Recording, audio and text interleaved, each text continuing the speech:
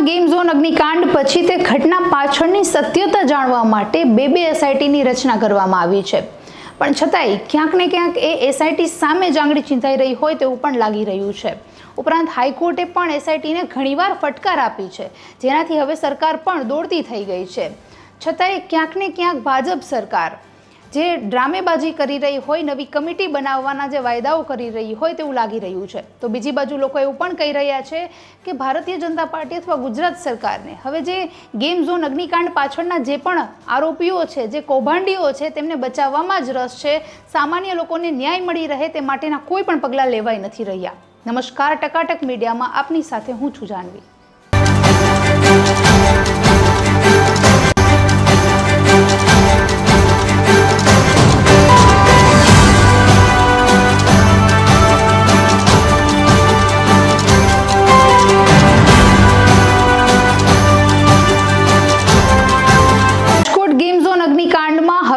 જે લોકોનો રોષ છે તે સરકાર સામે દિવસે ને દિવસે વધી રહ્યો છે.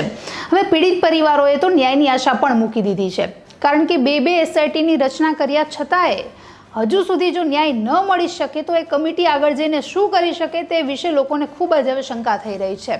ઉપરાંત હાઈકોર્ટે પણ સરકારની જે કામગીરી છે, જે એસઆઈટીની કામગીરી છે, તેની સામે લાલ આંખ કરી છે, કારણ કે ઘણા દિવસો વીત્યા છતાં પણ હજુ સુધી જે ખરેખર આરોપીઓ છે, જે જવાબદાર વ્યક્તિઓ છે, અધિકારીઓ હોય કે પછી કોઈ પણ ભાજપના નેતા હોય કે કોઈ અન્ય પક્ષોના નેતા હોય, તેમને સજા મળી નથી, જેને લઈને હાઈકોર્ટે હવે નવી કમિટી બનાવવાના આદેશો આપ્યા છે. પણ બીજી તરફ ગુજરાત સરકાર પણ નવી કમિટી બનાવવાના નામે ફક્ત ડ્રામેબાજી કરી રહ્યા હોય તેવું લાગી રહ્યું છે, કારણ કે સચિવાલયમાં રાત દિવસ બેઠકોનો દોર યથાવત છે, ચર્ચાઓ ચાલી રહી છે, પણ છતાંય ફક્ત એક બેઠક કરીને નવી કમિટીના સભ્યો રચતા કેટલી વાર લાગે? આ પ્રકારે જો તમારે નાટક જ કરવા હોય તો હવે લોકોને પણ સ્પષ્ટ દેખાઈ રહ્યું છે, કારણ કે પીડિત પરિવારો પણ હવે શાંત બેસી ગયા હોય તેવું લાગી રહ્યું છે. પણ જે રીતે રાજકોટમાં જે સામાન્ય લોકો વિરોધ કરી રહ્યા છે, જે કોંગ્રેસીઓ વિરોધ કરી રહ્યા છે, તે પ્રકારે આપણે એ પણ જાણી શકીએ કે એ લોકોનો જે રોષ છે તે કેટલી હદે વધી રહ્યો છે. ઉપરાંત જે નાની માછલીઓ છે, મતલબ જે નીચલી કક્ષાના જે અધિકારીઓ છે, તેમને તો સસ્પેન્ડ કરી દેવાયા, એમને યોગ્ય સજા આપી દેવાય, પણ જે મગરમચ્છો છે, ઉપરના જે અધિકારીઓ છે, જેમની સાઇન વગર, જેમના ઓર્ડર વગર એ વ્યક્તિઓ આગળનું પગલું ન ભરી શકે, એ વ્યક્તિઓ હજુ સુધી કેમ આઝાદ ફરી રહ્યા છે? તે અંગે હવે હાઈકોર્ટ પણ સવાલ કરી રહી છે. અને કદાચ જો નિષ્પક્ષ થઈને આ અગ્નિકાંડ વિશેની તમામ ડિટેલ્સ છે જે તપાસવામાં આવે તો કદાચ એવું પણ બની શકે કે ભાજપના અંદરના જ જે મોટા નેતાઓ હોય તેની પોલ ખુલી જાય. એટલે જ કદાચ ભાજપને આ પ્રકારના જે અધિકારીઓ છે, આ પ્રકારના જે કૌભાંડીઓ છે, તેમને બચાવવામાં વધારે રસ હોય અને પીડિત પરિવારોને ન્યાય અપાવવામાં કંઈક ઓછો રસ પડી રહ્યો હોય તેવું એમની હરકતો ઉપરથી સાફ લાગી રહ્યું છે.